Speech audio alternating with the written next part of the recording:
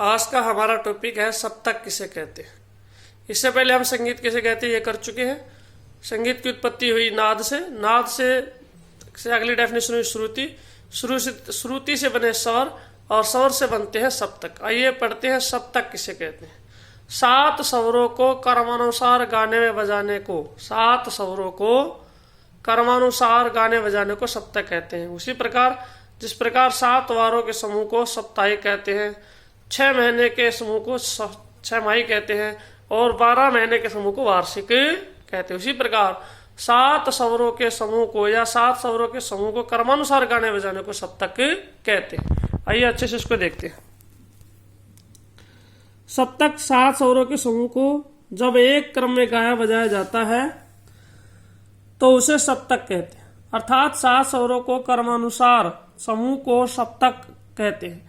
एक सप्तक सा से नी तक का होता है और नी के बाद जो सा आता है वहां से दूसरा सप्तक आरंभ हो जाता है। यह सप्तक पहले सप्तक से दुगना ऊंचा गाया बजाया जाता है। हिंदुस्तानी शास्त्रीय संगीत में 3 सप्तक है। सप्तक 3 प्रकार के हैं, मंद्र सप्तक, मध्य सप्तक और तार सप्तक। पहला है मंद्र सप्तक। पहले सप्तक को मंद्र सप्तक कहते हैं।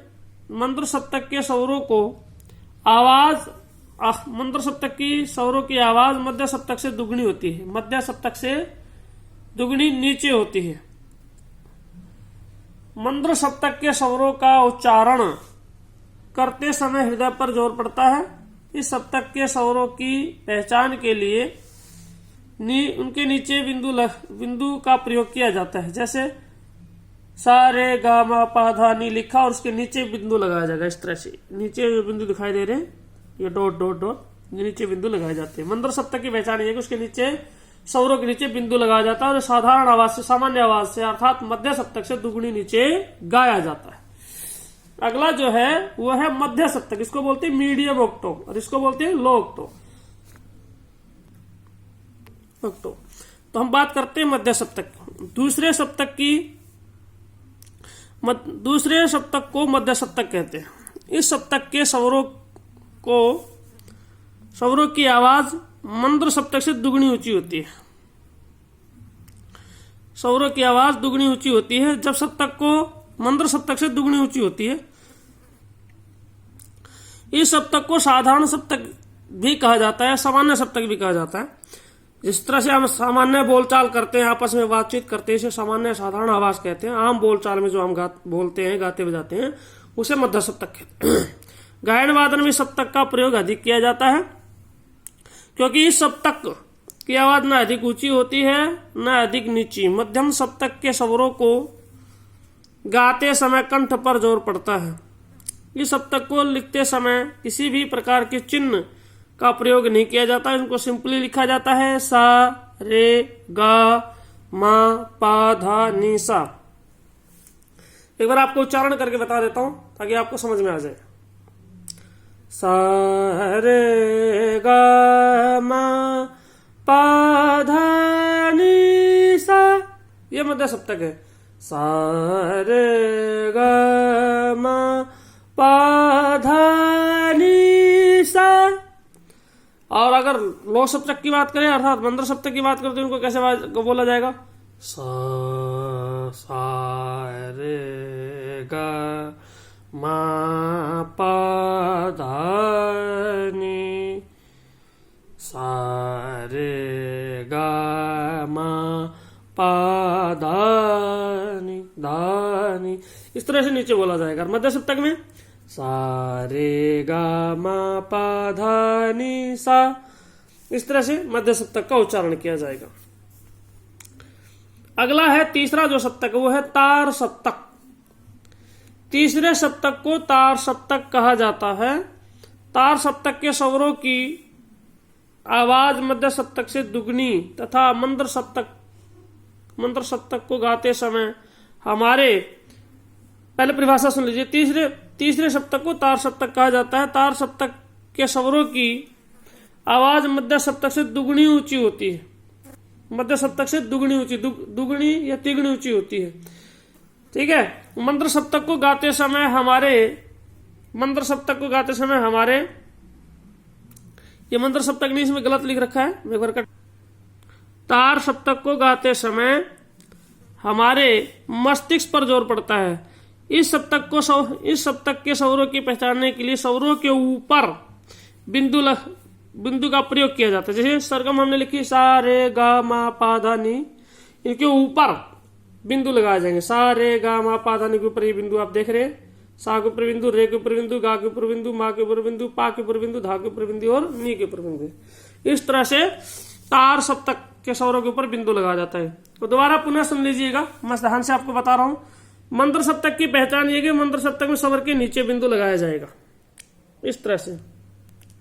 मध्य सप्तक में किसी प्रकार का कोई चिन्ह प्रयोग नहीं किया जाता, सिंपली कहा जाता है सारे गा मा पा धा नी सा। तार सप्तक में स्वर के ऊपर बिंदु लगाया जाता है। उच्चारण में आपने आपको करके दिखाया था। सा मंत्र सप्तक का उच्चारण देखिएगा, सा रे गा मा पा धा नी, सा रे गा मा पा धा नी सा। यहाँ पे सा रे गा मा पा धा नी, इस तरह से ऊंचा उच्चारण किया जाएगा। स्वभाव की दृष्टि से भी देख लीजिए, जब मंत्र सप्तक को गाते या बजाते हैं तो हृदय पर जोर पड़ता है। जब हम मध्य सप्तक में गाते बजाते हैं तो कंठ पर जोर पड़ता है। जब तार सप्तक में गाते हैं तो मस्तिष्क पे जोर पड़ता है। ये इनकी पहचान है। ये था अपना सप्तक। 7 स्वरों को क्रमानुसार गाने बजाने को सप्तक कहते हैं। अब अगली डेफिनेशन सप्तक देखिए, संगीत की उत्पत्ति हुई नाद से, नाद के बाद उत्पत्ति होती है श्रुति की, श्रुति के बाद उत्पत्ति होती है स्वर की, स्वर के बाद उत्पत्ति होती है सप्तक की, और सप्तक से उत्पन्न होता है थाट। सप्तक से क्या उत्पन्न होता है? थाट उत्पन्न होता है। थाट का जिससे राग बनते हैं। संगीत उपयोगी वह मधुर ध्वनि या संगीत का वह स्वर समूह जिससे राग उत्पन्न करने की क्षमता हो। आइए थाट को अच्छे से पढ़ते हैं। थाट किसे कहते हैं? थाट किसे कहते हैं?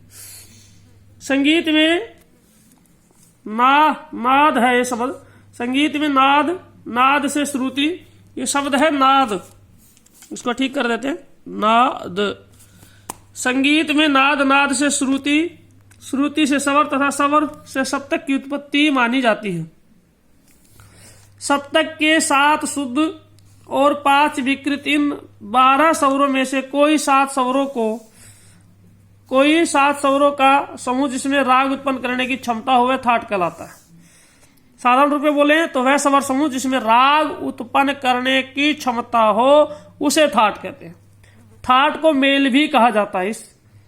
सबसे पहले पंडित वेंकट मुखी जी ने 72 थाटों की रचना की। बाद में पंडित विष्णु नारायण भातखंडी जी ने इन 72 में से इन 72 थाटों में संशोधन कर 10 थाटों की रचना की।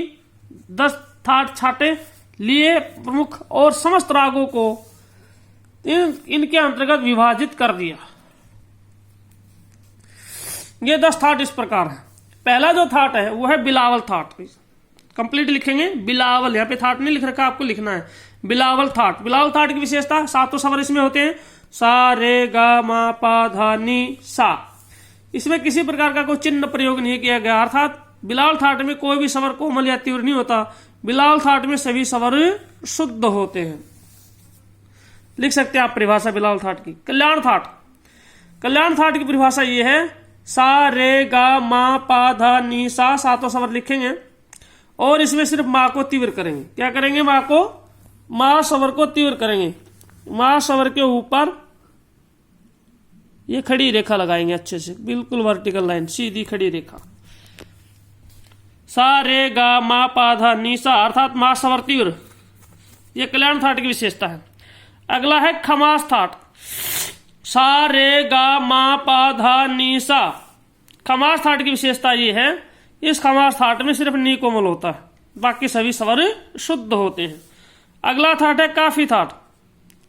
काफी थाट में सारे स्वर शुद्ध होते हैं लेकिन गा और नी, काफी थाट में गा स्वर कोमल और नी स्वर कोमल। बाकी सा रे गा मा पा धा नी सा 7 स्वर लिखेंगे और गा और नी को क्या कर देंगे? कोमल कर देंगे। तो ये कौन सा थाट बना? काफी थाट।